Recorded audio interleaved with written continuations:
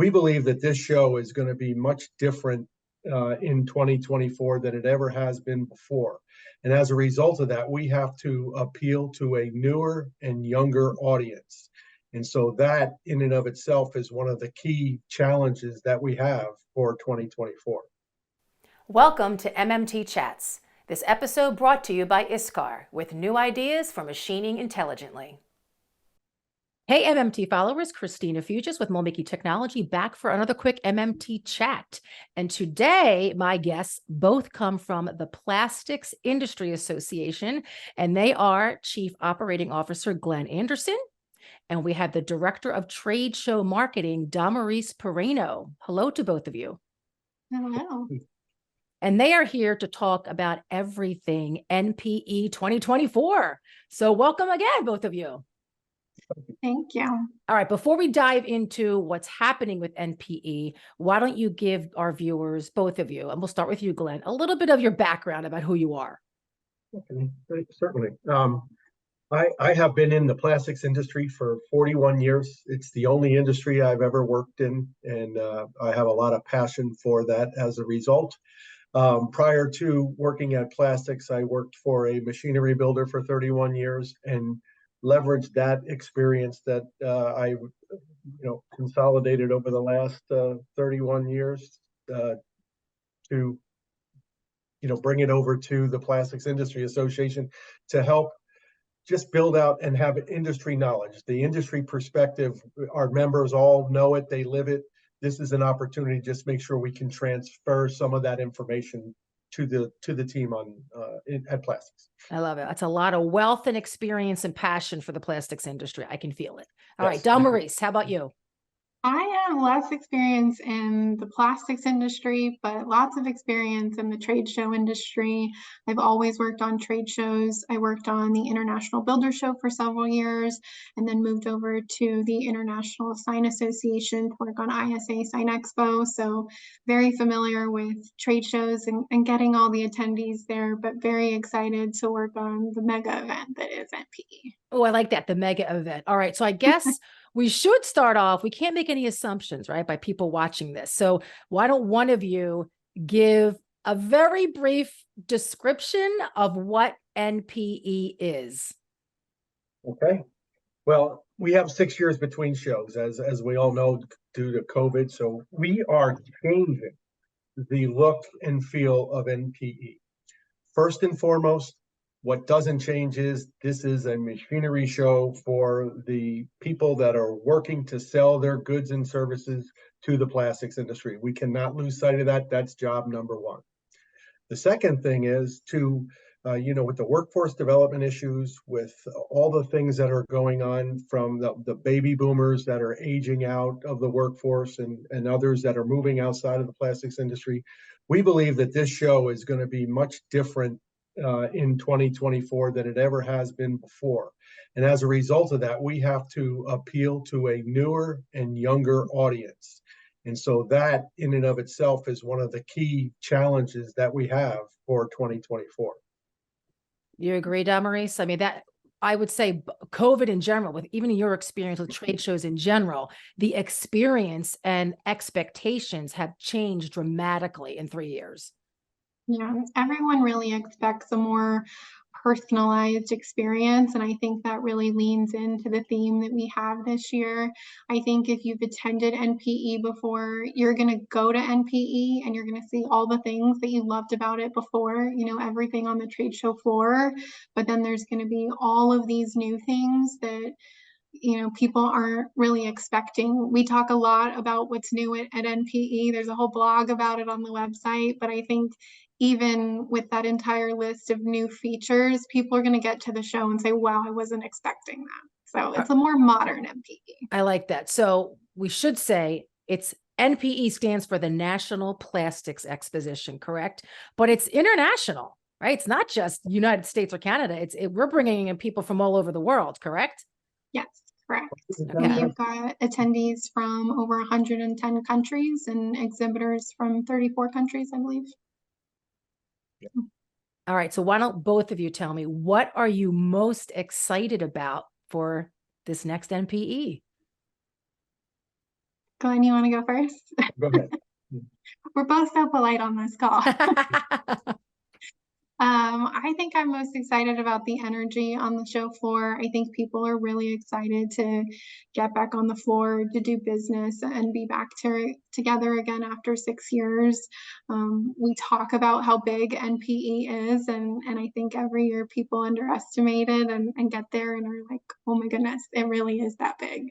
Yeah, you need to have an agenda when you go to this show. Absolutely. Yeah. How about Yeah, you, Glenn? For me, it's really, I've been, this will be my, I believe, 14th NPE when we go in May.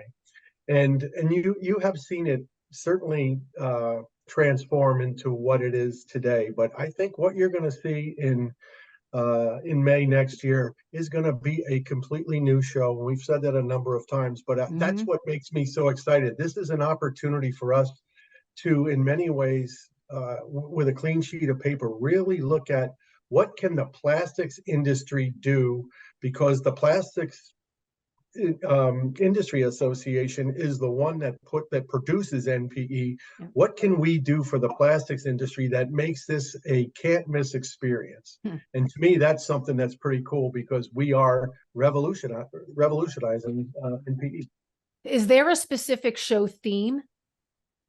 Yes, it's made for you. It's about personalizing the show to find the products, services, connections you need to grow your business. Plastics play a huge role in so many different industries: automotive, medical, packaging. So everyone comes in with a different agenda, and we want people to customize that agenda, from the exhibitors they visit on the show floor to the education sessions they attend. And how are you helping them do that, the attendee? More of everything. More of everything. Yes. There's nothing wrong with that. More education. This is the first year we have a dedicated content director focused on education. So there's over 100 education sessions for people to choose from. There is a specific molding track that I'm sure your followers will be interested in. Some more networking opportunities. We've got our first ever opening party, which I think people are really excited about.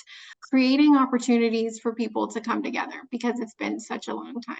That face-to-face. Yeah. Are there specific, are you going to go ahead, Glenn? Yeah. And, if you look at it, it's a small sample size, but of the people that have registered so far, 46% of them are first timers to the show. We anticipate that number is going to be over 50% when it's all said and done. So this is that's fantastic. We need to educate that younger, newer group of people that are going to make plastics their career. And this is an opportunity for us to do that. Will those first timers have special badges? We have a first time attendee lounge, and we have a first time attendee event. I don't know about the badge. I think they'll have just a regular attendee badge, but the lounge is for sure the place to go for them. That is a great stat to throw out there, because if you think about it, even what we were saying before with COVID and the switch in trade shows, people are very deliberate about who they're sending. And I think the next generation became a little bit, from my experience with trade shows, became a little iffy on the value of these things. So it is wonderful for them to see that they're acknowledging that they need to meet people face to face. Enough of this virtual, enough of these phone calls and emails. Let's get on the floor. Let's look at technology up close, and let's make actual physical connections, learn in person. That makes me excited, that number. I can't lie. That's a really good number. So what industry trends? People talk about artificial intelligence and automation, 3D printing. What industry trends is the trade show following that it's going to be evident in the educational side and in the exhibits on the show floor? Well, if you look at what has happened since the last NPE in 2018, the fervor against plastics as a material has gone off the charts. And as a result, we've created Recycling is Real. We've done a lot of things to support the fact that we love plastics. We hate plastics waste. We have to be able to continue to walk that talk, because sustainability is the key #1 issue in the world right now. Matt just came back from the Global Plastics Treaty in Kenya, and there's a lot of work being done there. There's a lot of work yet to be done, and it's going to take years. Agree. Damaris, how about you?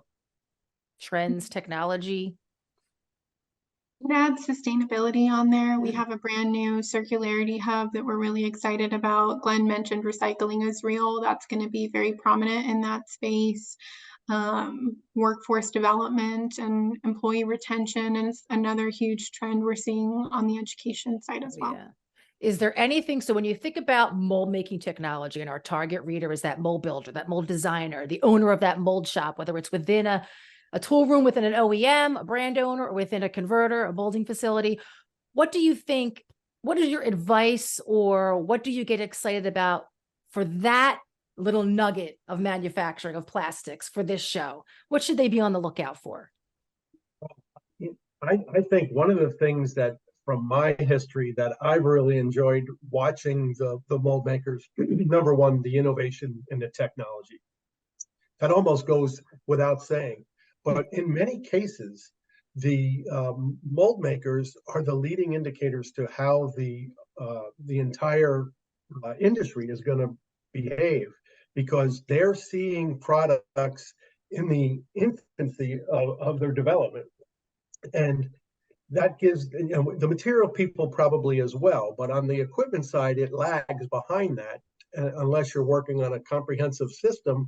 You know, the industry is really looking very closely at what the mold makers are doing, because in many ways they are out in front and they have a lot of indicators that will tell us how the rest of the industry is going to do over the next year. I agree with that. That's how I look at them too. If they're busy, you can start to see things unfold in that industry, right? When they're slower, you start to see it go the other way. The other thing I would add too is we're working with our colleagues at the VDMA over in Germany. And if you remember at the K show, they had, I believe, 28 exhibitors tie into OPC UA. And what that does is it allows those 28 participants to gain access to data. And data is driving our industry more than it ever has. We need to be data driven, and this gives you the platform to be able to look and see not only what you're doing, but in some cases what other people are doing as well. So that is a trend that I think is going to stay, and we can only build it out. It's got a lot of exciting potential. That's a great partnership. All right. So finally, are there any pending, because right now, you know, it's November, December, end of the year is coming up, any pending offers or discounts with registration or, you know, deadlines that our viewers need to be aware of? 100%. So pricing for special event tickets, networking events, workshops, all three registration types will increase December 15th. So if you're interested in attending NPE, now is really the time to lock in the lowest possible rate. I'd say the same for hotels and housing. If you book a room in the official NPE hotel room block, your reservation only requires your first night's deposit, and then you're guaranteed the lowest rate during the show. So book your hotel early so you're close to the convention center. You can hop on the shuttle bus and save yourself a little bit of taxi money. Agreed. All right. Well, thank you both for your time and for sharing all that information on NPE 2024. For those watching who want to be kept up to date, visit npe.org. And I'm sure MoldMaking Technology, maybe we'll even do this again a few weeks from now or a month from now to provide updates for our viewers. Again, so thank you. We look forward to the opportunity. Thanks, everybody. All right. And to everyone watching, remember, for everything mold making, visit moldmakingtechnology.com. Stay informed and stay inspired.